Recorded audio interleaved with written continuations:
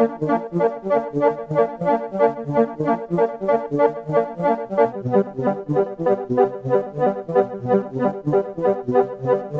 is a Socialist News and Views special interview.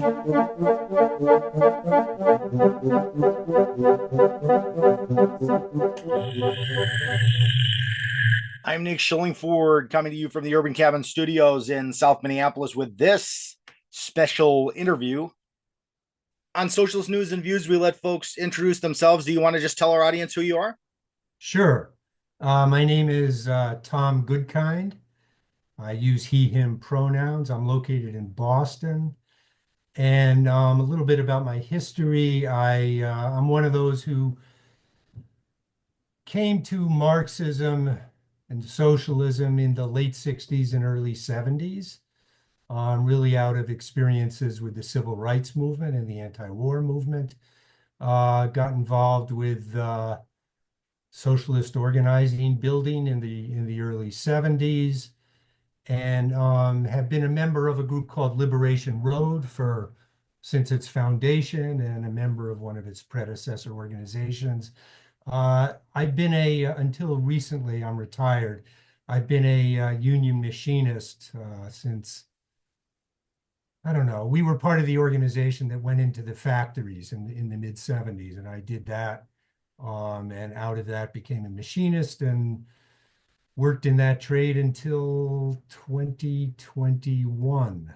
I've been a member of the United Rubber Workers, the United Auto Workers, the International Union of Electrical Workers. I helped organize a SEIU local in 1985, which 20 years later became an NEA local. So I've been in a lot of different unions, and that's brought me here today.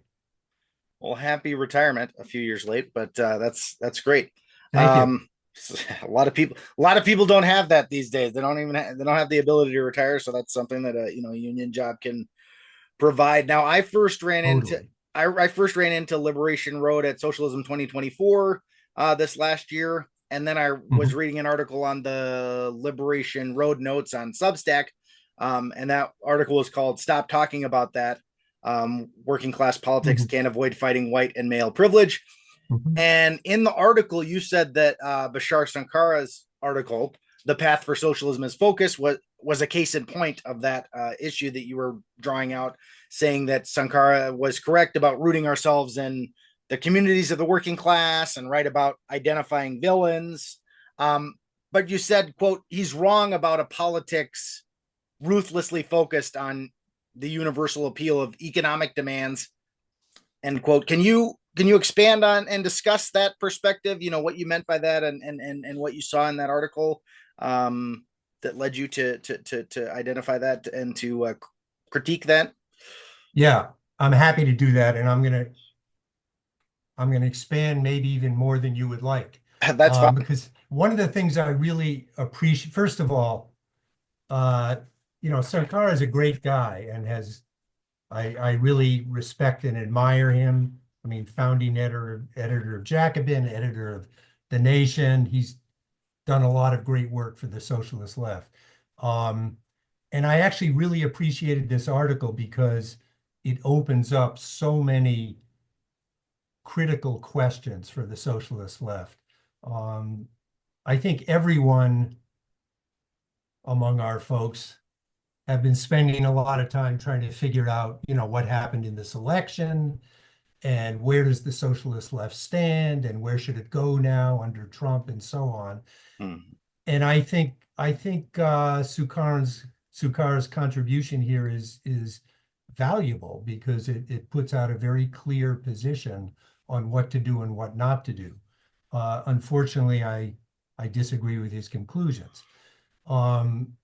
But starting with some of the things I really liked about it, he makes the point, as you suggested, that socialist politics are oppositional and rooted in working class communities. And part of that is identifying villains. This is really a critique of the centrist Democrats for having failed to do that. And I think that's a correct critique. And in the beginning of his article, he points out that far more than socialist Democratic Party leadership should own November's outcome. And I think that's certainly true. I mean, we had our problems. I think one of our big problems was abstentionism. But it wasn't that we don't point out villains. It wasn't that we're not oppositional enough. It is true that our left is not well rooted in working class communities. And I think this is something that is not widely recognized on the socialist left. I mean, I remember when I first met some folks in DSA whom I respect enormously and got to know them a bit. I found that they described DSA as an organization of workers. And I had to say, that's actually not true. I mean, you mean that aspirationally, right? And they said, no, we actually believe this. It's just how we talk about ourselves. And I had to disagree with them. I think most of our socialist organizations are not organizations of the working class. I think in most cases it's aspirational. I would say this about our organization as well. And I say this as someone who, has spent 45, 50 years working in union machine shops, and I wouldn't describe myself as working class. And I think what people don't recognize enough is that the project of fusing Marxism with the workers' movement is a very long-term and complex project. And in the US, our movements today, it's happened to one extent or another historically, but our movements today still have that task before us, and we need to speak it and understand it. So I appreciate that Sukhara kind of puts that on the agenda, and then talks about a way that he thinks we can achieve that. I think the problem here is that Sukhara, he takes on what is essentially a right-wing and to some extent a neoliberal definition of identity politics, and then applies it to our movements. So when he summarizes his article, or when the Nation, this was in these Times, summarized the article to start, it summarizes it as saying the left should reject identity politics in favor of an oppositional economic platform and credible progressive policy solutions. I'm all for the oppositional economic platform, and I'm all for credible progressive policy solutions. And there are many Marxists who might reject those credible progressive policy solutions. I'll get into that. But taking the term identity politics and using that to capture the historic struggles of oppressed peoples in this country, oppressed nations, racially oppressed, nationally oppressed, oppressed women, gay people, and so on, and lumping them under identity politics is really a right-wing and neoliberal project. And I think that's a mistake that's being made here. And I think it has really unfortunate strategic implications for what Sukhara is talking about. So, I mean, you can go back through history a little bit and look at something like the Socialist Party of America, which I think is someone that that Sukhara would probably look back on pretty favorably, Debs and so on. And the Socialist Party of America, it was something that W.B. Du Bois was flirting with joining at a certain point. Debs himself was a staunch oppositionist to segregation. But the Socialist Party of America also allowed segregated locals in the South. They allowed segregationists to maintain leadership positions in the Socialist Party. And Debs specifically was famous for saying that the SPA has nothing special to offer the Negro that it does not offer to other workers. And one thing about that is that the Socialist Party's economic positions were actually very popular among workers of color. But as Du Bois pointed out in NAACP's Crisis in the, I don't know, somewhere in the 1910s, said, why don't they understand why 10 million Negro Americans don't join the SP? And it's because that they allow white supremacy to flourish within the SP. And I think, there's a long history of this in the US left. One of the things that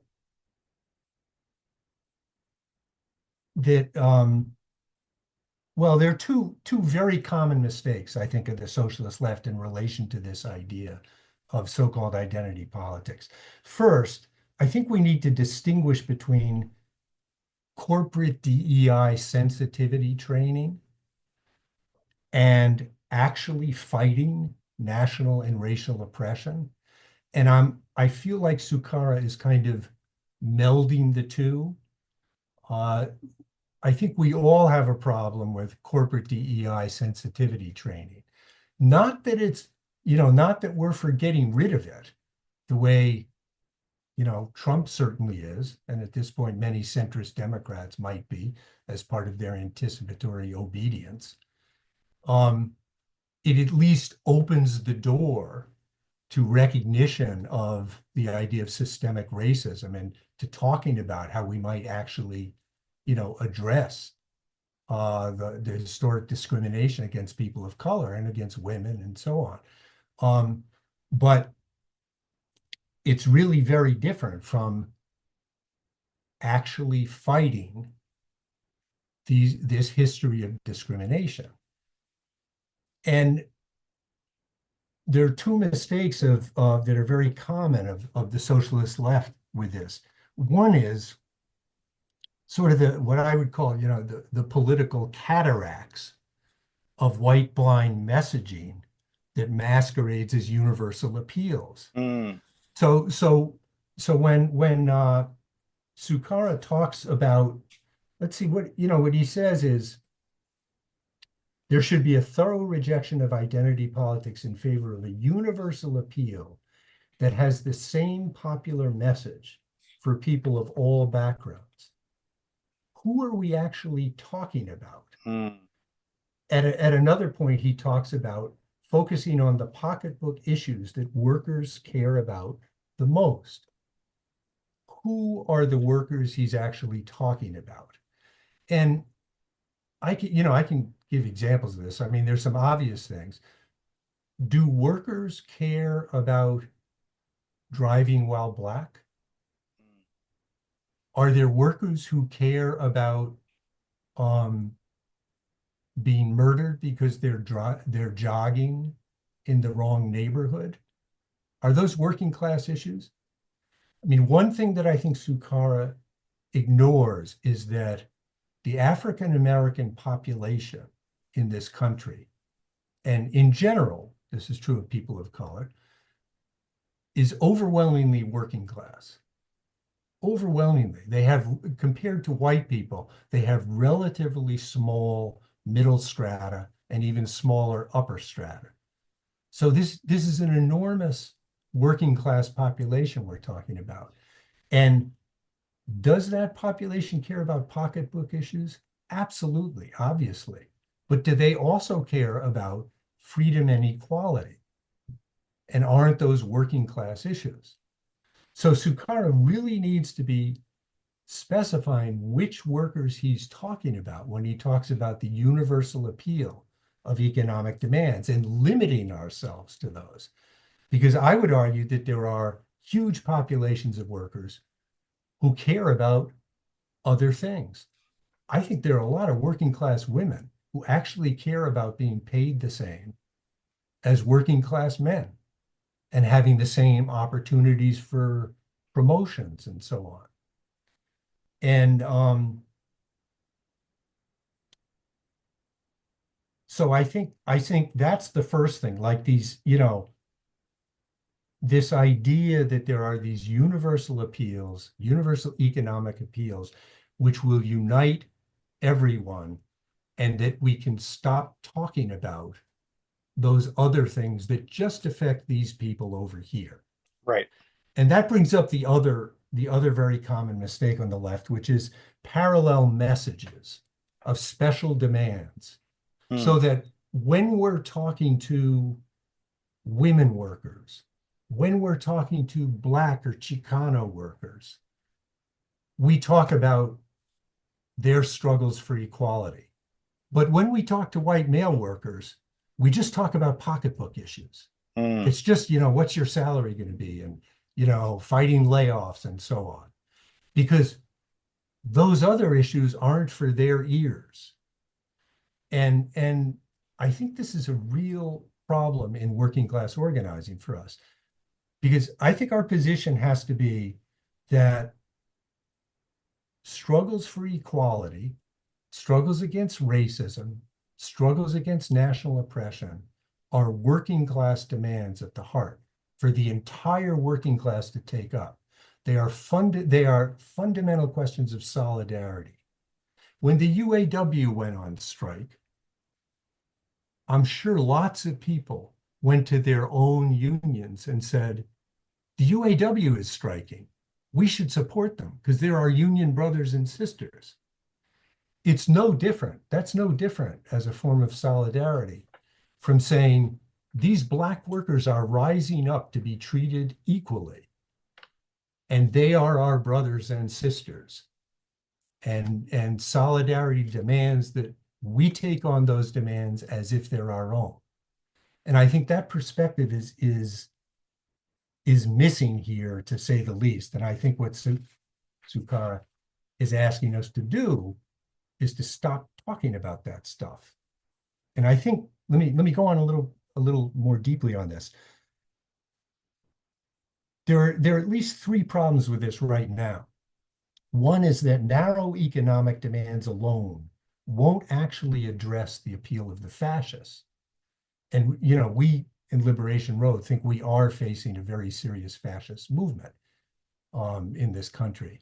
And that appeal is not based solely on economics. It's true that the, if you can call it this, the populist economics of certain sections of this movement, some of the stuff that Vance is talking about and so on, is appealing to certain sections of the working class, and rightly appealing. One thing about it is they have recognized that things are not fine with the working class in this country. And Democrats, not Democrats in general, but the centrist Democrats,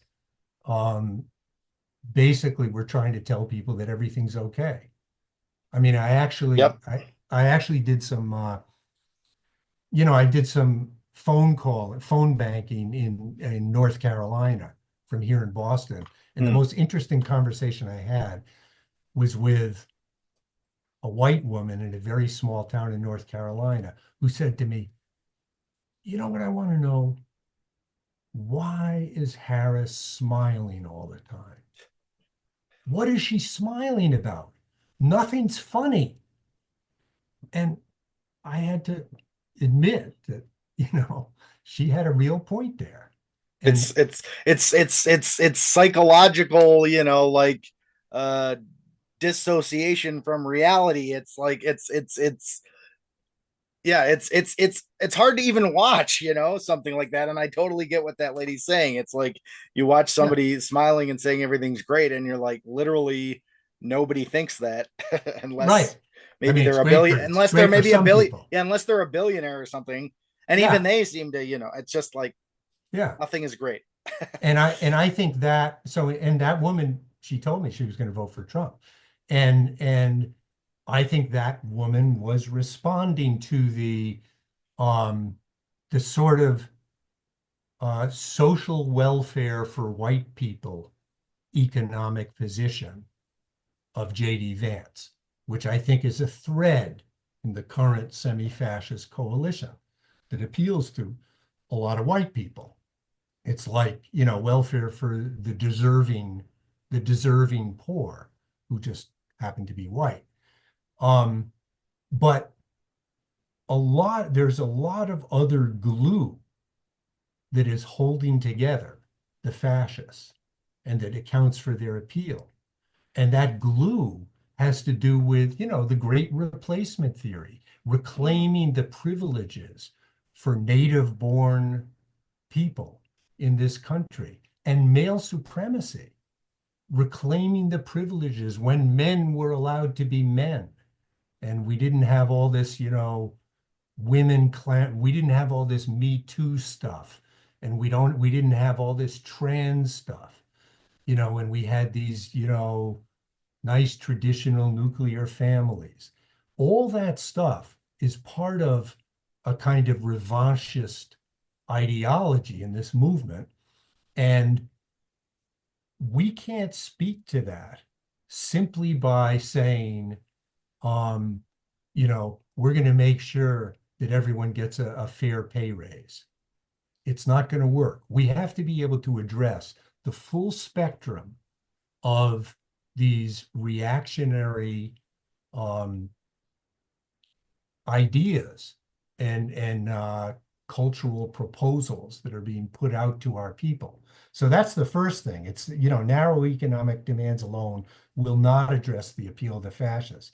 A second thing is that narrow economic demands alone won't speak to our entire popular base, because our popular base has many, many concerns that can't simply be reduced to narrow economic demands. They will support them, but they need more from us too. I mean, they're living in communities which are being exposed to, toxic air and fire hazards and, the effects of climate change, and they're being unequally exposed to those. So, we have to be able to address those issues. We have trans people who are going to be hunted down. Are we going to put that aside because that's an identity politics issue?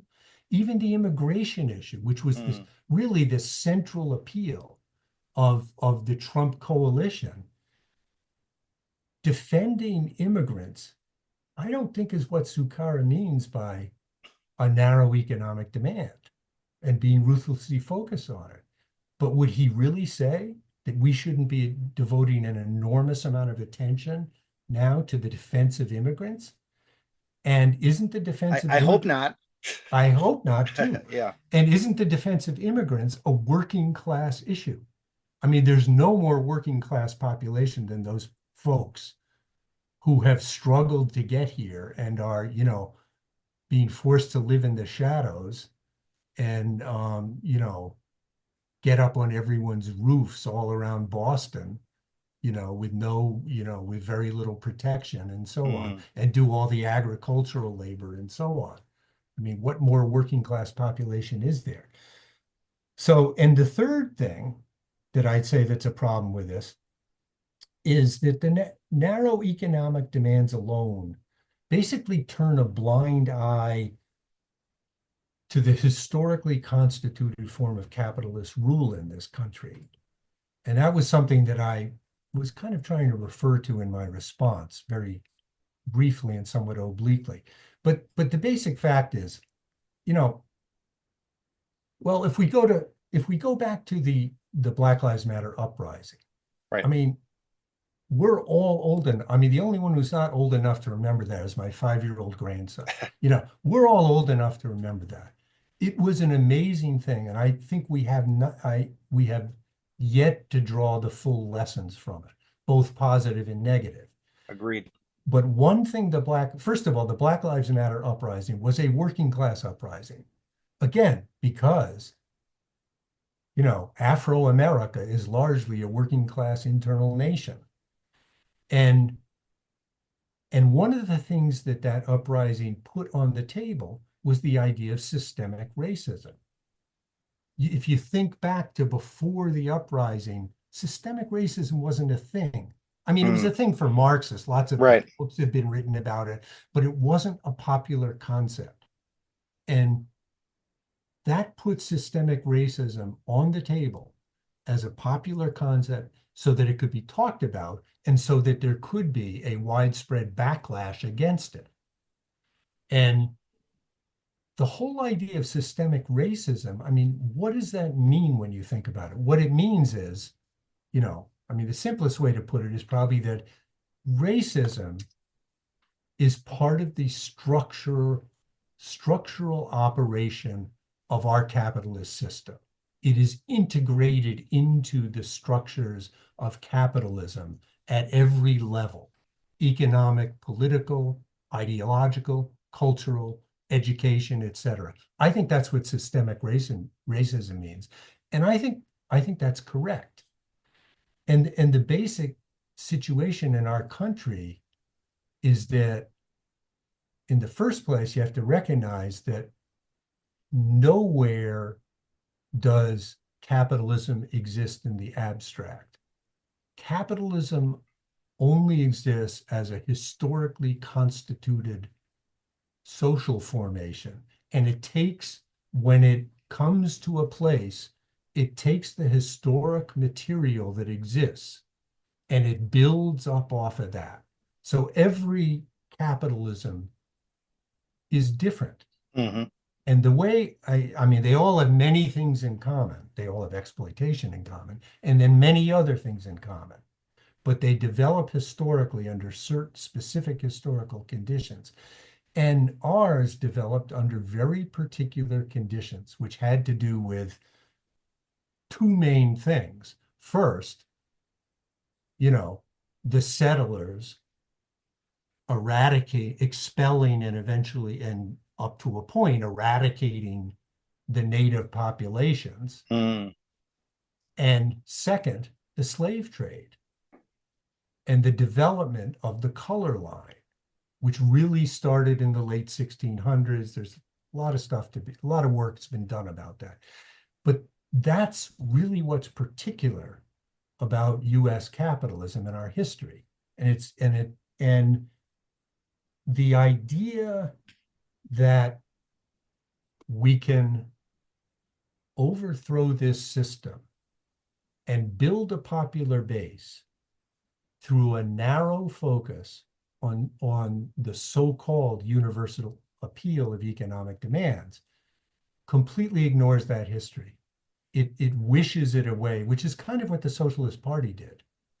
I mean, with their idea that we have nothing special to offer Negro workers, and honestly, we don't care if they're members. Anyway,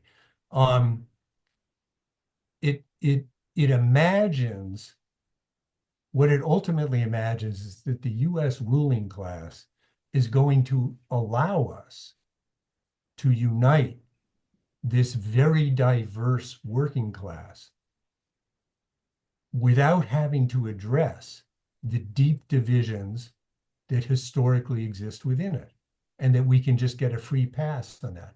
They're not going to let us do that. They're going to insert that wedge wherever they can and however they can. And they're very good at it. It's not always conscious. Much of it is just,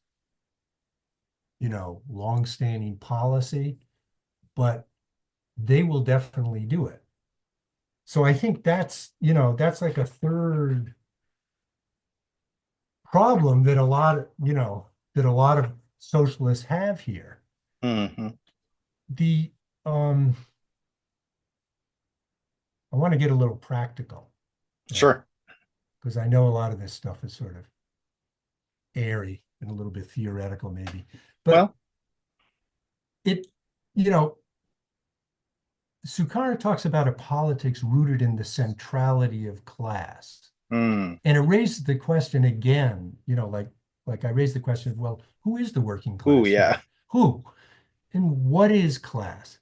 And I want to talk about a couple of things that come out of my own experience. First, busing. in Boston. This goes way back. But in 1974, busing in Boston was like, it was headlines across the entire nation because this plan, which was to some extent a liberal plan to integrate the Boston schools, focused a series of contradictions in such a way that it exploded into something much more than the question of integration of schools. And at that time, there were a lot of socialists who said exactly what Sukara is saying here. They said, don't talk about integration, don't talk about busing, talk about a bigger pie for everyone. Talk about better schools for everyone, not how we divide the pie. We need a bigger pie for all. We want good schools for all, and we want black and white to unite and fight for good schools for all. And what that position completely missed was that the fight very quickly turned from being a fight about whether Black people could go to these schools, these segregated schools in Boston, and it became a question of, could Black people live in this neighborhood over here? Could they buy a house on the other side of Dorchester Avenue? Could they go to Carson Beach in South Boston? What were the limits on the democratic rights for Black people? And could their kids ride a school bus without the school bus being stoned? And if someone moved in across the color line, could they be driven out of their homes by guns and stones through their windows? All of these things happened in Boston in the mid-70s. And the question, and I have to say, my wife worked in a South Boston factory, and South Boston was sort of the center of the right-wing anti-busing movement. There was an organization called ROAR, Restore Our Alienated Rights. And she worked in a South Boston factory where they had to escort the Black workers who worked there to the subway so that they would not be attacked on the way from the factory to the subway. And I would argue that that was a class demand, that those Black workers be free to walk to that subway, and that was an expression of solidarity of the workers in that factory, the white workers, the Asian workers, the Latino workers, and all the Black workers, to ensure that people of color could walk to and from work from the subway. Right. That was not a narrow economic demand. That was a demand about democratic rights for people of color in that situation. 2 houses down from where we lived at the time, a Black family apparently bought a house in the wrong place, just 2 houses down. And some people thought that Black families shouldn't live there. And what happened was there was an organization of community members, and this is a working class community that was very integrated, and it organized in order to do 24-hour house watches of this family. This family is actually written up in a book called Common Ground. It was the Debnam family. And there were 24-hour house watches to defend them against these racist punks who were driving by with guns, throwing stones through their windows, firing guns in the air, had the aid of the Catholic Church, which was right behind their house, which was conciliating these folks and letting them hide out in their parking lot and so on. And I would argue that community organization was a class struggle organization. It was made up of working class, mostly working class community members who wanted to defend the right of Black working class people to cross that color line and live where most of us didn't know it was a color line and live in that neighborhood. So these, again, like I mentioned defensive immigrants earlier, I think defensive immigrants is a class issue. That has to do Absolutely. with the centrality of class. I'll give you a really, since maybe some of these things aren't universalist and pocketbook enough for Sankara, I'll give you a really small, narrow example from my own union experience. Mm-hmm. We organized this union. It was in public higher education. And we organized a union of about 2,000 workers. And we're struggling for our first contract in 1989. And it was a unit which was very mixed. It had a very wide salary range. So it had, people who we had childcare teachers. I mean, we didn't have them right away, but we got them soon, who might have been making, 15, 20,000 a year. This is back in 1989. And we had a machinist like me who might have been making, I don't know, I was probably making like 25,000 at that time. And then we were beginning to have, well, we might have, various skilled people in public higher ed, some, newfound computer technicians at that time, and other kinds of student advisors sometimes who made a little bit more money. And there was quite a salary range among those people. And in our first contract, we were faced with the problem of how to deal with the people under the median and how to decrease the gap between the wages in our unit rather than expanding it. And when we looked at who was where in our unit, I'll ask you a question now. What did we find about the people below the median? They were women workers or black workers, probably, or immigrants. Isn't that amazing? How did I know that? How did you know that? I must have a crystal ball or something. Yeah, how did you know that?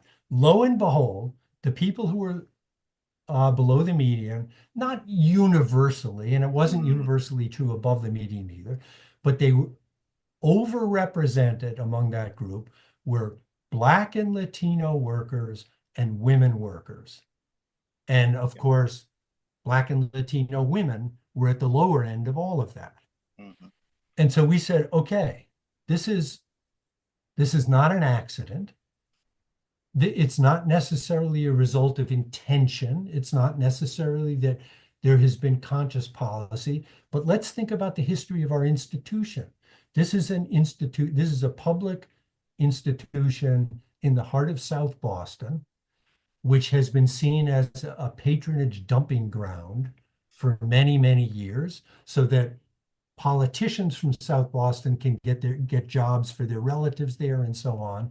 And then there's all the historic inequities of education and skill building that African American and Latino and women workers have all suffered from, that have all led to this situation. So that's where we are as a union. This is our union. We practice solidarity in this union. What are we going to do about this? And we did one little thing. And it's not, there are many things we tried to do over many years, but I want to point to one thing that we did because it's still happening today. Sure. When we negotiate a three-year contract, there are normally 3 salary increases. Sure. Those salary increases for every union we knew about in the Massachusetts public sector system, and most private too, were percentage increases. And what we said is, if we do all percentage increases, the actual effect of that is it's going to widen the gap between the lowest paid and the highest paid. That's the actual effect. So what we are going to negotiate is that we have, out of 3 increases, at least 1 equal dollar increase, which will effectively be a higher percentage increase for anyone below the median and a lower percentage increase for anyone above the median. And we negotiated that in the first contract. Well, were people above the median pissed off about that? But Yeah, that I don't know. Yeah, it could go either way. I could see it going either way potentially, depending it on how could. organized they are And and that's how the question. educated they are. Yeah, about And what's that's going the on. question. Yeah. It depends on how organized and how educated they are. And we saw it as our responsibility to explain to our members, first of all, the contract gets voted on. Mhm. So in talking about this, we explained why we were doing this pretty in a lot the same way that I've been explaining it here Sure. today. And they bought it. Not every one of them bought it, but enough people bought it so that the contract was voted in overwhelmingly. And obviously, the people below the median were happy with it because they felt like, well, we're getting a little more. We've seen all these other people getting more and more and more, and we're getting a little more. And that tradition in this one union local of ensuring that at least one of the 3 raises was an equal dollar raise continued for all of the contracts from 1989 to today, as far Right. as I know. It certainly went through 20, and every time we did it, there was a struggle to be had when the negotiating team went back to the members and said, we're going to do this. There were people who said, this is outrageous, this is unfair, it's unequal. Why should I be picked on just because I make a lot of money, and so on?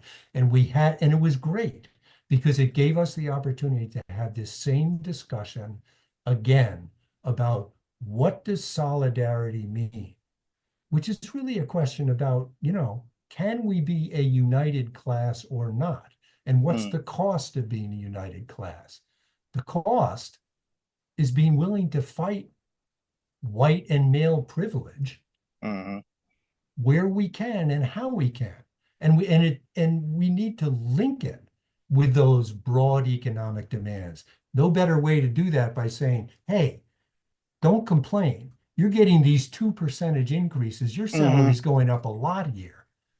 And at the same time, we're narrowing this gap. I mean, it's kind of a small example, but I consider that class struggle. I Mm-hmm. consider that keeping the centrality of class in our focus. So Yeah, I mean, I have some thoughts. I was just gonna say it's kind of odd to me. Like it's like Sankara has this idea that that certain approaches or certain demands only appeal to like a certain group, right? Like black civil rights, like only black people care about that or something like that. And it's funny because during the uprising, it was actually one of the few movements here in Minneapolis that I wasn't super like immersed in, because at the time I'm no longer a member of Minnesota Nurses Association, though I'm vested in the pension, but because I went to do some community health stuff now. But I was like super deep down in organizing within the nurses union, specifically around like PPE and around like other emergency stuff going on at the different hospitals. We had a meeting that was supposed to be every month. We were having it weekly with like 134 people on Zoom that I was like kind of like trying to manage. Well, anyway, one of the things that I did get out to, they had identified a police officer that was involved in the murder. I think it was after George Floyd, another murder, and it was out in the suburbs, and he wasn't there anymore. But there was like a big continuous protest going on outside of his house in this suburban location. So I was like, well, I want to see what's going on. I'm interested to see how this is happening. So I went out there, and it was crazy. There was cars like parked like as far as you could see. Like there was like it was a concert or something going on. And there was this just like continuous stream of young people, 12-year-olds, 13-year-olds, 14-year-olds, 15-year-olds. The majority of them, presented appeared to be white kids, Yeah. going up there to be outside of this officer's house to have this continued presence. And then in addition to that, the neighbors there had set up chairs on their driveways, and they were watching the stream of kids go by like it was a parade. It was such an odd thing. And there was this, obviously this huge group of people, that cared very deeply about this issue. The other thing that's weird is that, it's this idea that only Black people or only trans people have identities or something. It's like and there's so many different identities, so much overlapping, like, for example, like disability rights, should be a huge one. Another thing that should be a plank, I think, I'm a nurse, that should be a piece of a program is like rural healthcare. For example, the state of rural healthcare in the US is like somehow even worse than the state of healthcare in general, which is already just abysmal. So that's another identity. It's like there's many identities, and many of them are overlapping. The other piece is that, that title, stop talking about that. I really liked that, because it's this idea that we're lying to ourselves, number one, about what the actual situation is, and then we're lying to the working class as a whole. And my idea is that we need to be honest with ourselves, with our organizations, with the working class. Otherwise we can't actually craft a reasonable program. And you're also discounting huge groups of people, right? If you go into a community, or if you're already part of a community, the first thing you need to do to organize is to start talking about, well, what do we need here? What do you guys need? What are the biggest concerns here at this, in this neighborhood or this city or whatever? And if people say, oh, well, the police are violent, they just beat up my kid or whatever, you say, well, not that. Forget about that. We got to talk about something else. I mean, it's just not a way to organize, and it doesn't make sense. And then you also have, like, for example, the Reserve Army of the unemployed. You have any group that's, going to be paid less, or is going to be able to be more pressure put on to lower wages and all that stuff. Those are people that need to be organized. Those are people that need to be worked with. Those are, immigrants, for example, is a group that's used against other parts of their working class, within the US to try to bring down wages, to threaten workers, the same thing with the unemployed. So all of that needs to be part of this whole discussion, this whole program, this whole idea of how we're going to build. And that's not to pit them against each other, but to say we should all be on equal footing, and we need to be making a reasonable wage. Otherwise, the ruling class is going to be able to divide us. And just another couple brief things. I interviewed Ricardo Levins Morales. He's a artist, a great artist here in Minneapolis.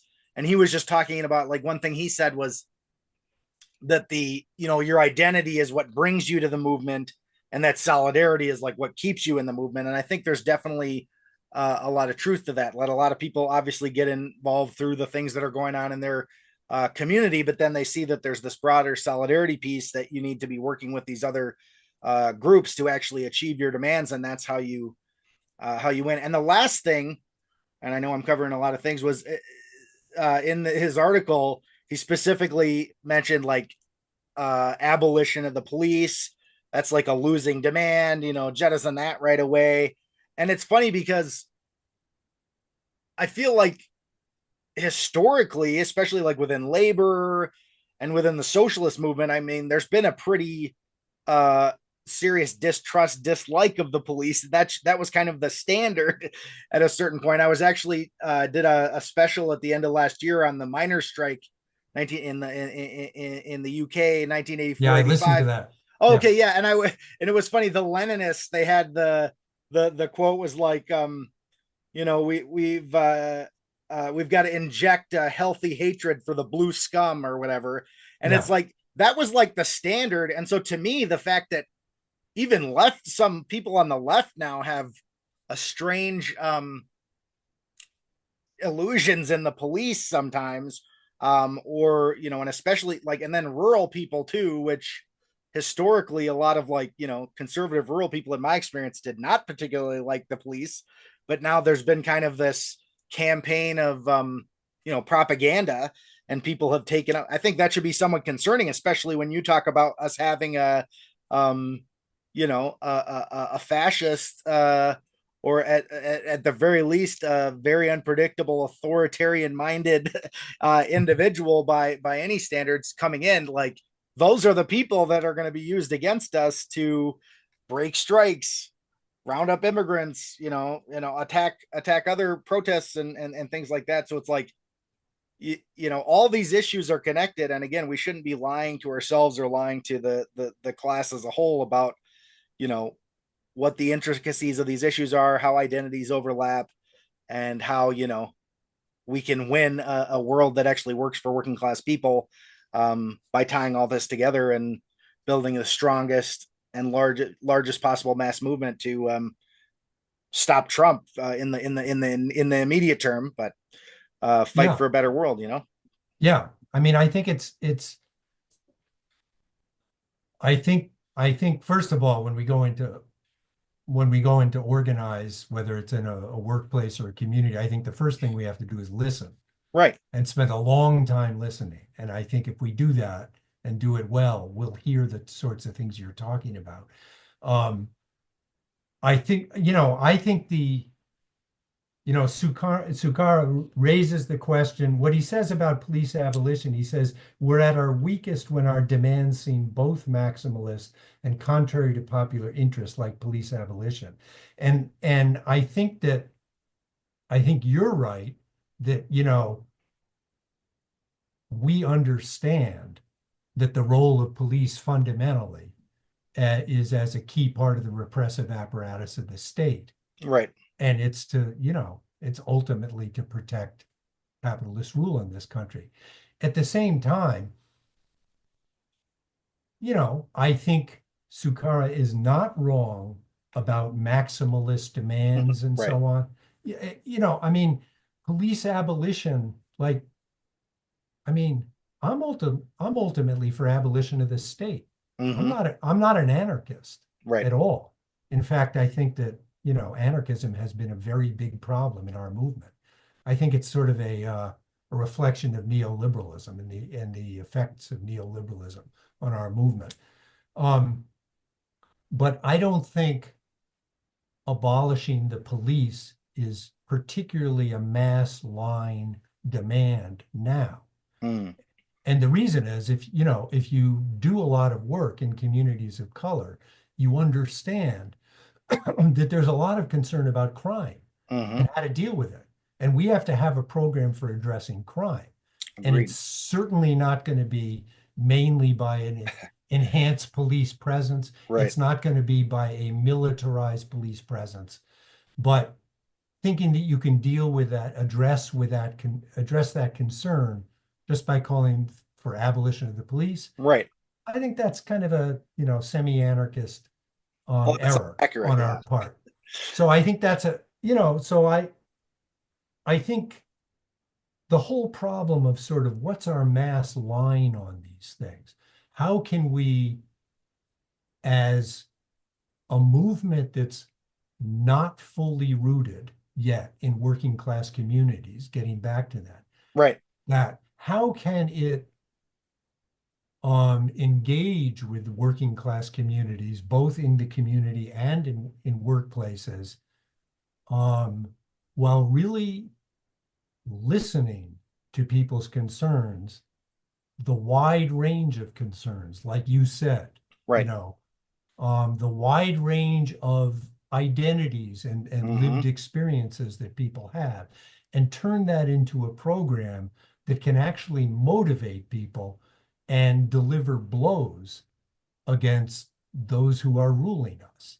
I Right. think that's kind of our job.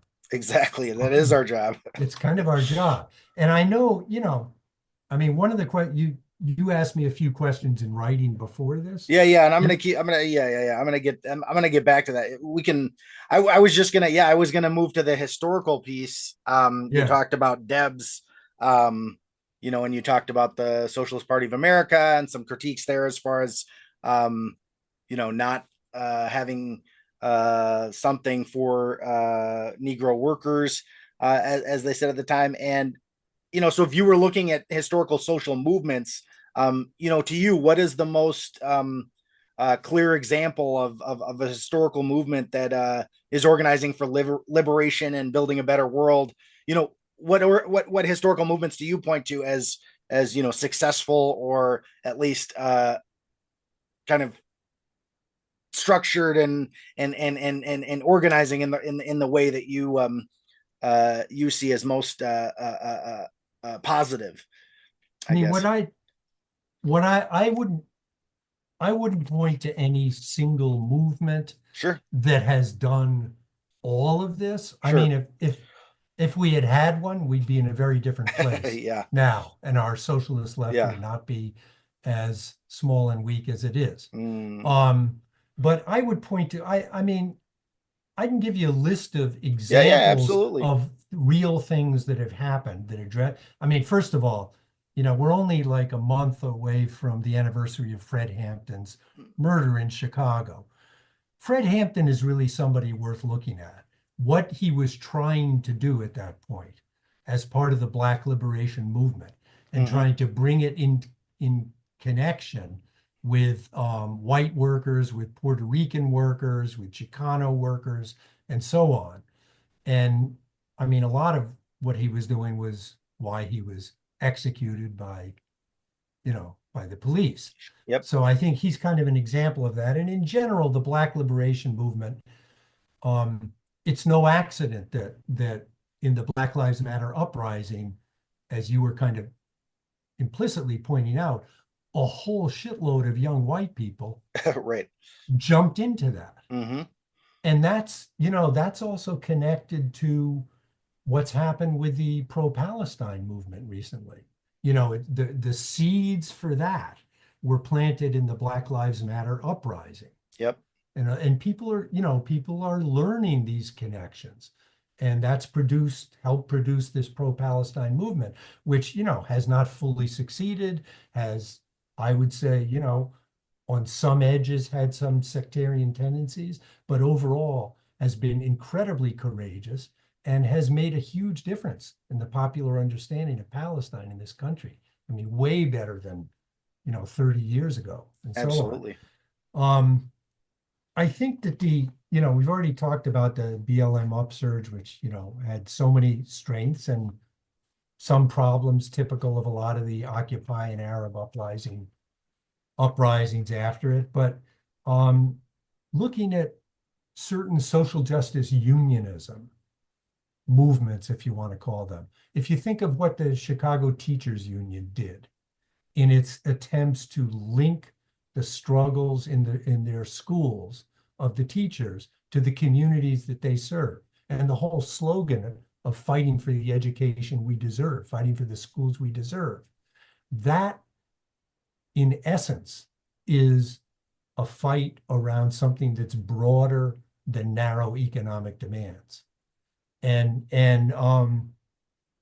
you can read about there's a recent article in Convergence by a guy named Alex Caputo Pearl about what happened in the UTLA, the United Teachers of Los Angeles, what they learned from the Chicago Teachers Union and how they built up their own union.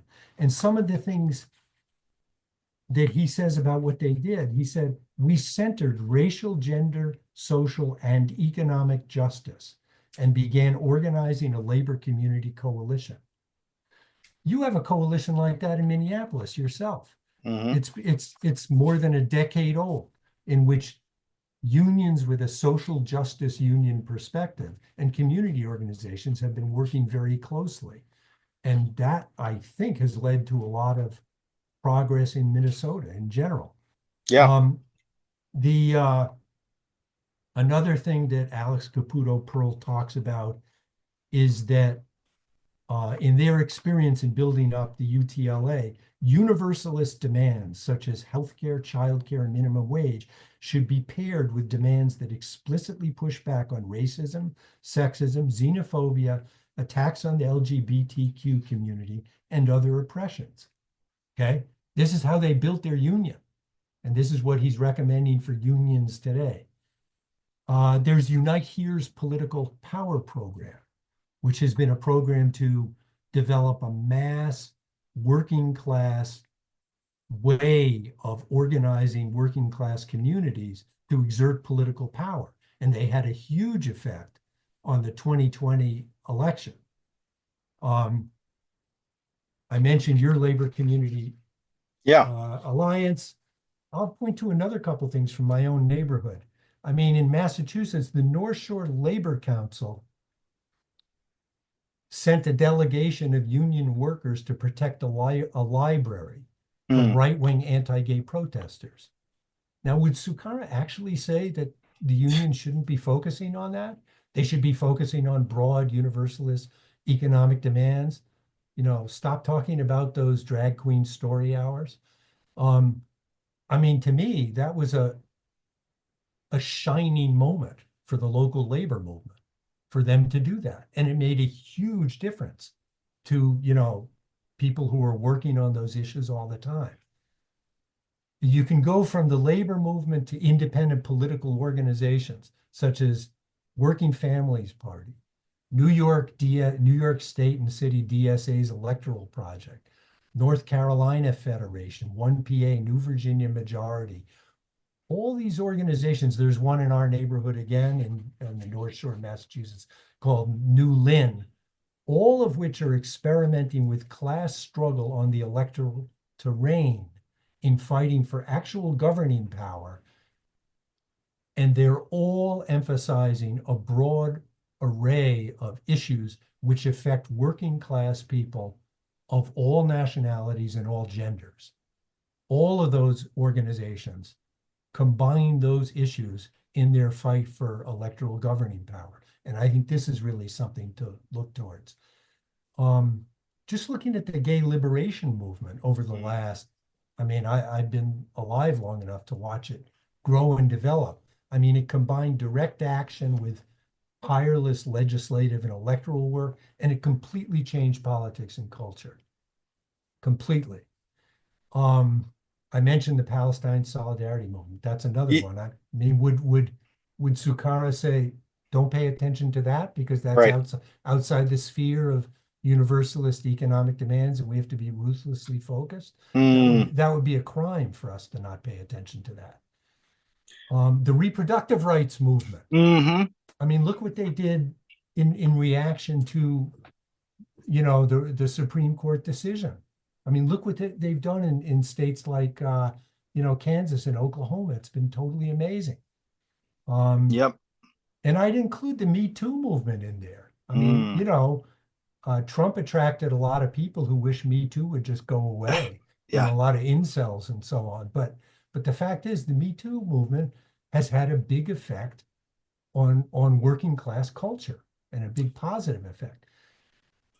Got to mention the Sanders campaign, Hmm. which made socialism acceptable again and focused popular anger towards oligarchs. And my basic thing is that we have to embrace and build all of these kinds of efforts. And my fear is that Sukara's ruthless focus on economic demands would make that impossible. Yeah, and I just want to go back. Yeah, Fred Hampton. Obviously, I encourage everybody to look into Fred Hampton, specifically the building of that first Rainbow Coalition, and also how he, I think, did a great job working with the Young Patriots. Which was white workers that I think primarily came up from like the Appalachian area Mhm. into Chicago, and there was some a little bit of like issues there, but like how he was able to like for example the wearing the Confederate flag on their hats or whatever. He didn't say get out. Yeah. He addressed the issue at some point, but it was like in a way that continued to build the momentum to build the movement. And then you mentioned the Me Too movement and Trump at the end, which I think is a great transition into kind of the last piece that I wanted to talk about here at the top of the page on the Liberation Road, or I think the Liberation Road notes. It said, refuse, resist, contest. And it says in the preface, in reference to the November election, it says many of us are still reeling, which I definitely feel, and I think a lot of people are. And then it says, offers provisional points on the electoral analysis, the kind of reassessment and strategic orientation. Can you just tell me what you guys are calling for specifically, actions wise, that working people should be doing to, kind of around this Trump presidency, which is very quickly on top of us here? Yeah. I mean, there's so much to do. Yeah, yeah, yeah. And there's so little organization to do it. Mm-hmm. And so, one of the things, I mean, clearly the the socialist left and the broader left have to get more organized at the local level, at the state level, and I think at the national level, and have to do it fast. And have to figure out ways to start right now in first developing campaigns that can defend the people who are going to be at the tip of the spear. And that's immigrants, number one, and trans people, number two. So, and probably number three will be, whoever else the Trump administration decides are enemies within. Mm-hmm. And those are air quotes I'm putting up there. Um, because there are going to be attacks on other enemies within, including socialist organizations, radicals of every kind.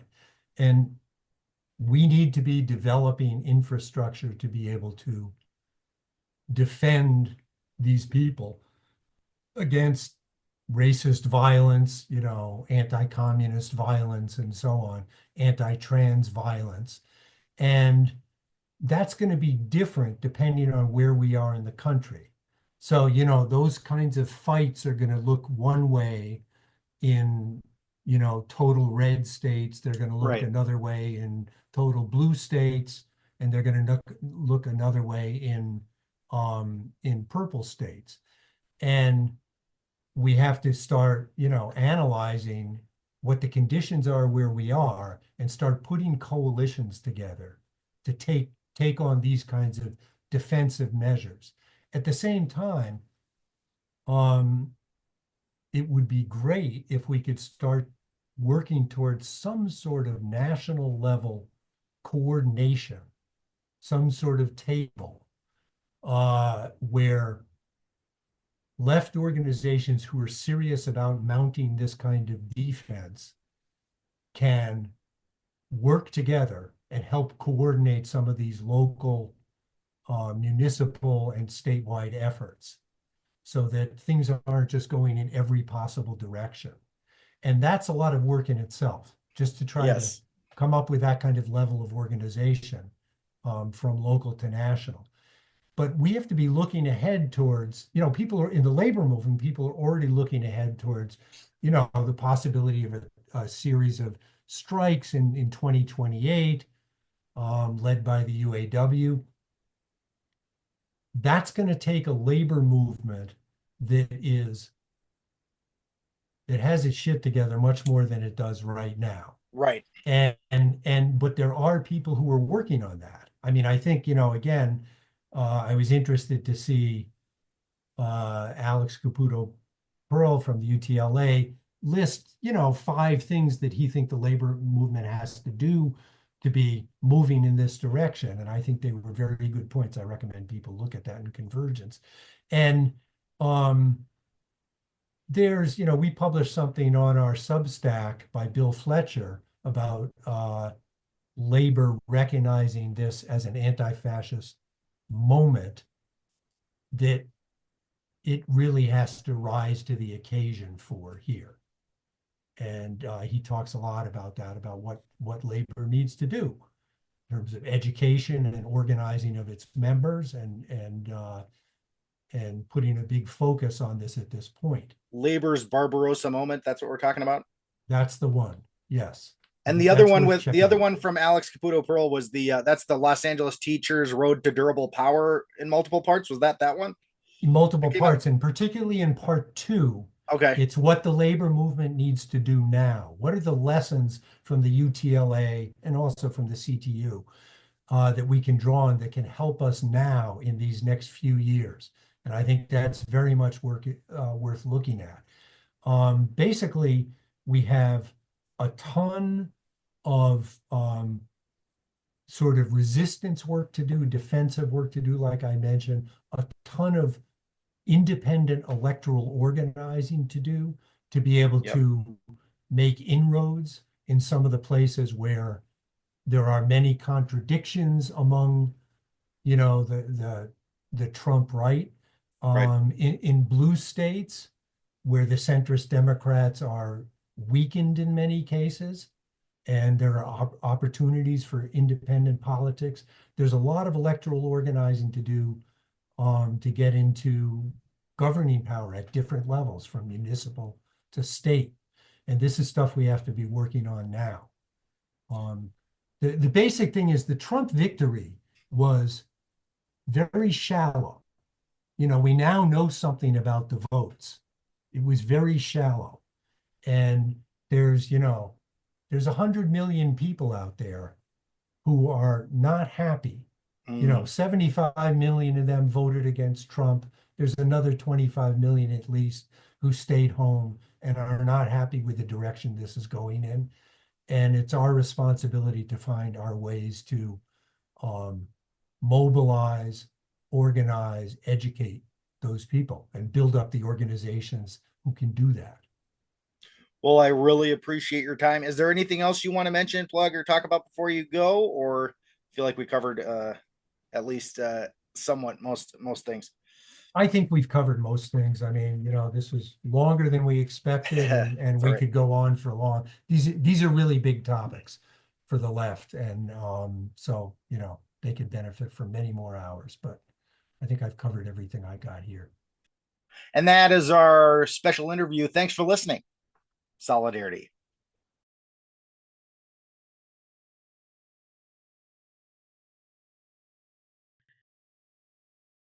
This has been a Socialist News and Views special interview.